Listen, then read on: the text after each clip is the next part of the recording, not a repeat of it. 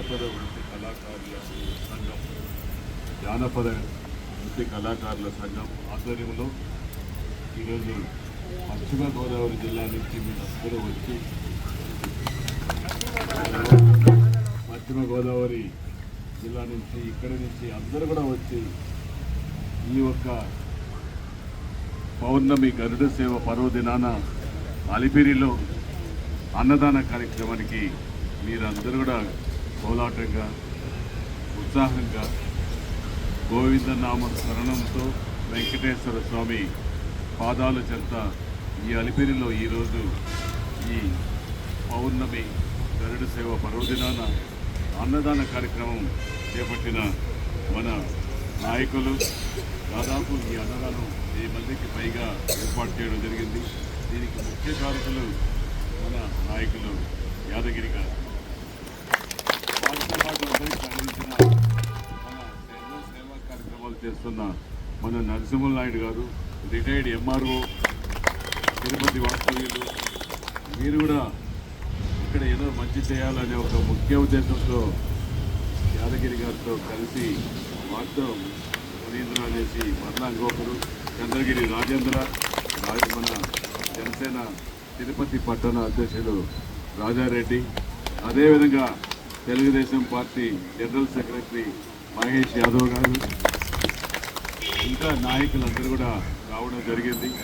వాళ్ళందరినీ కూడా మనస్ఫూర్తిగా అభినందిస్తూ, ముఖ్యంగా మీరందరూ భగవంతుని నామస్మరణం చేసుకుంటూ ఏడుకొండల వెంకటేశ్వర స్వామిని తలుసుకుంటూ మొక్కులు తీర్చుకుంటూ మీకు, మీ కుటుంబ సభ్యులకు, మన రాష్ట్ర ప్రజలకు మంచి చేకూర్చాలని, ముఖ్యంగా మన జనసేన పార్టీ అధ్యక్షులు గౌరవనీయులు పవన్ కళ్యాణ్ గారు, తెలుగుదేశం పార్టీ జాతీయ అధ్యక్షులు మన గౌరవ ముఖ్యమంత్రి నారా చంద్రబాబు నాయుడు గారు, అదేవిధంగా మన దేశ ప్రధాని మోదీ గారు, ఒక ఎన్డీఏ కూటమిగా జత కలిపిన ఏకైక నాయకుడు పవన్ కళ్యాణ్ గారు అనేది కూడా ఈ సందర్భంగా మీకు అందరికీ కూడా మనం తెలుసుకోవాల్సిన అవసరం ఎంతైనా ఉంది.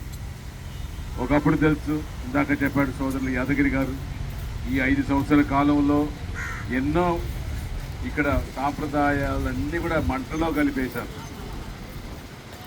మన ముఖ్యమంత్రి నారా చంద్రబాబు నాయుడు గారు వచ్చారు. నారా చంద్రబాబు నాయుడు గారితో పాటు పవన్ కళ్యాణ్ గారు ఉన్నారు. ఖచ్చితంగా మన సాంప్రదాయాలు కొండపై నుంచే ప్రక్షాళన చేస్తానని ముఖ్యమంత్రి నారా చంద్రబాబు నాయుడు గారు చెప్పారు. కొండపై నుంచే ప్రక్షాళన జరుగుతూ ఉంది. తప్పులు చేసిన వాళ్ళపైన ఎంక్వైరీలు వేసి శిక్ష పడే విధంగా, ఎవరైతే తప్పు చేశారో వాళ్ళందరికీ శిక్ష పడే విధంగా భగవంతుడి సన్నిధిలో తప్పకుండా జరగాలని మన ముఖ్యమంత్రి గారు పవన్ కళ్యాణ్ గారు నిర్ణయం తీసుకోవడం జరిగింది. పొరపాటు తప్పులు చేసిన వాళ్ళకంతా శిక్షలు ఖచ్చితంగా పడుతుంది. రాబోయే రోజులు అన్ని సాంప్రదాయాలు కూడా మన పునరావృతం అవుతుంది. ఖచ్చితంగా భక్తులకు ఎటువంటి ఇబ్బందులు లేకుండా, ముఖ్యంగా కళాకారులకు, జానపద గాయకులకు, మీ అందరికి కూడా ఎటువంటి ఇబ్బందులు లేకుండా మేము ఇక్కడ తిరుపతి కార్యక్రమంలో మీకు ఒక బాధ్యతగా అందరూ అభిమానించి వెంకటేశ్వర స్వామి పాదాల కింద ఈ శ్రీనివాసుల్ని గెలిపించారు. అత్యధిక మెజారిటీతో తిరుపతిలో గెలిపించారు.